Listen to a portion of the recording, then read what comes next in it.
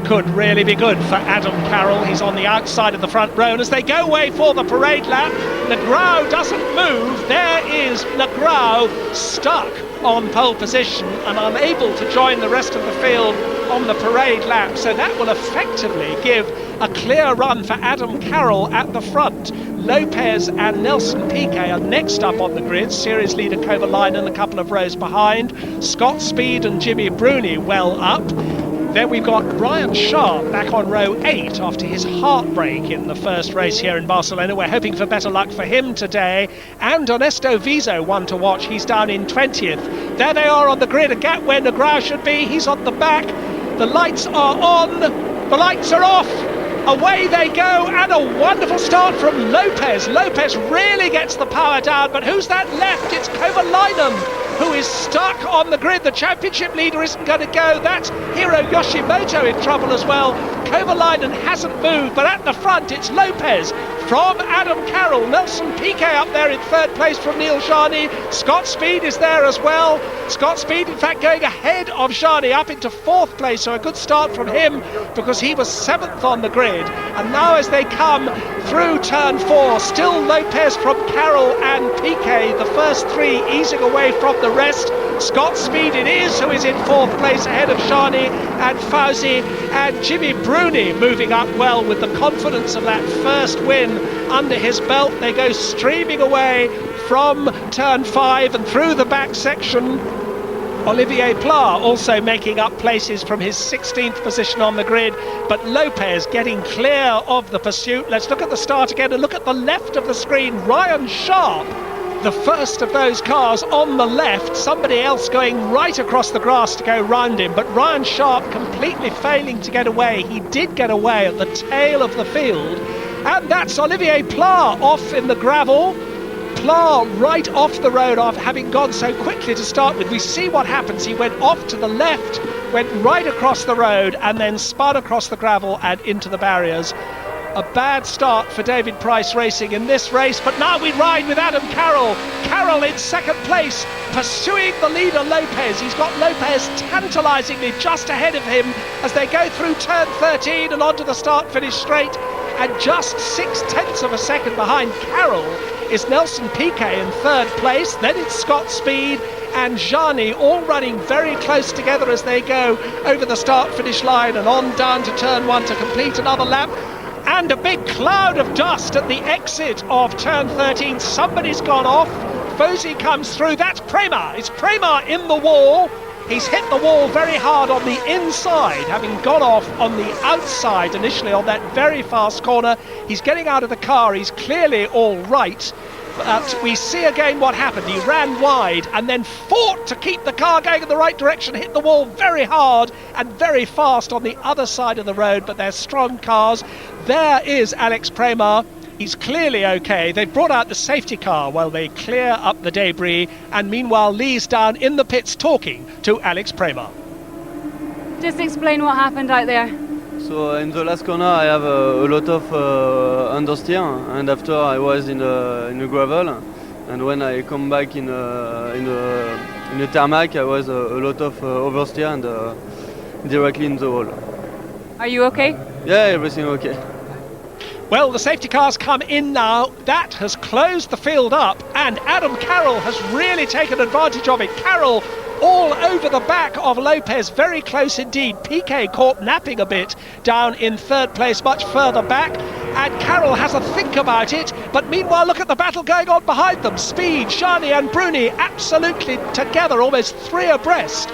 But Lopez being made to work really hard now by Adam Carroll. Still Lopez has this lead, but Carroll now in his exhaust, just a couple of lengths behind and pushing as hard as he knows how. Piquet in third place, a further 1.4 seconds down. So it was, as we said, Piquet who seemed to lose time as the safety car pulled off. Then it's Scott Speed and Jarny following on. We've lost Bruni though. No sign of Bruni. He seems to have gone off somewhere. We didn't see it happen. That has promoted Ferouz Fauzi, the Malaysian, who is actually Lopez's teammate in the French Dams team, up into 6th place ahead of Nico Rosberg. But Scott Speed still doing a great job. That is his team manager, Paul Jackson, watching the Americans' progress in the pits. And that's Heikki Kovalainen's car, which failed to get off the line at all. We understand the transmission failed, so no points for the series leader today. And there's Fosi leading this sixth place battle ahead of Rosberg and Piccioni and Lapierre and Garcia and Pantano. Pantano down in 11th place, and this is Shandy Negrão making up time, coming down the inside of Can Artam and drives into the side of him and continues. So Negrão gets back onto the tarmac and carries on, but I don't think that Can Artam, the Turkish driver, is going to carry on. There he is stuck in the gravel, and clearly Negrão thought that Can Artam was letting him through. Can Artam shut the door. I suppose that's a racing incident, but certainly Negrão carrying on. There, incidentally, is Bruni's car being craned away, so that did end up also in the gravel. And Yoshimoto and Ryan Sharp both driving hard at the back of the field. Sharp indeed reeling off several fastest laps. He'll get points if he can be fastest at the end of the race. And now we ride with Adam Carroll, who's chasing the leader. Carroll in second place. Watch his hands on the gear change. He's changing up with his right fingers, he's changing down with his left, and he's pushing, trying to stay in touch with Lopez ahead of him, and also very aware that not far behind him, and closing indeed, is Nelson Piquet Jr. in third place. Hard on the power, clipping those apexes, and nudging on down the hill towards the long double right-hander, which will then take him towards the start-finish line. And there's Nelson Piquet, and look how close he is. Piquet is closer to Carroll than Carroll is to leader Lopez. Scott Speed not very far behind them both in fourth place now.